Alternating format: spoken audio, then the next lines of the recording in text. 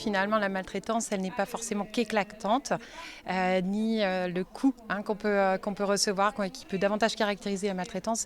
Elle est sournoise, elle peut être dans tous les défauts d'accompagnement, dans les petits gestes du quotidien qu'on oublie de faire et dans le manque d'écoute. Donc c'est vrai qu'il était important pour nous aujourd'hui de pouvoir aborder la notion de maltraitance, de revenir sur la définition de la maltraitance.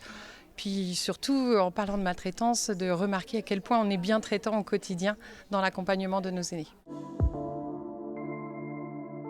La recherche de gains, de productivité ne doit surtout pas faire oublier quel est notre cœur de métier. Finalement, pour qui nous nous levons chaque jour et pourquoi nous allons à chaque jour à notre bureau et pourquoi nous franchissons la porte de l'EHPAD. C'est bien pour accompagner le résident, dans un accompagnement digne et respectueux. Il y a ce besoin de plus en plus croissant de vie sociale, de lien social des résidents que nous accompagnons. Il y a certes le soin technique, la toilette, la douche, des sujets qui peuvent revenir de manière récurrente. Mais il y a aussi besoin de cette chaleur humaine, de prendre le temps simplement de s'asseoir et puis de papoter, tout simplement.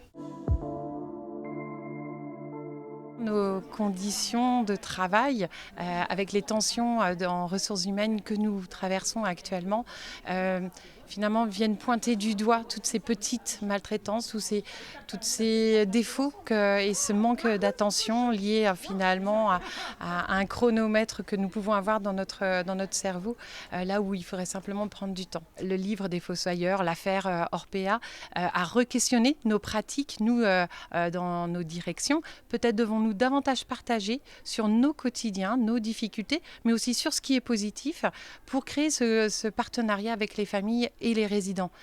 Parfois, en tant que professionnel et depuis la crise Covid, on aurait tendance un peu à avoir des œillères et finalement un petit pas de côté, un fait d'actualité nous ramène sur le terrain en disant attention, et l'usager, lui, la personne âgée, qu'est-ce qu'elle veut, qu'est-ce qu'elle en pense de tout ça.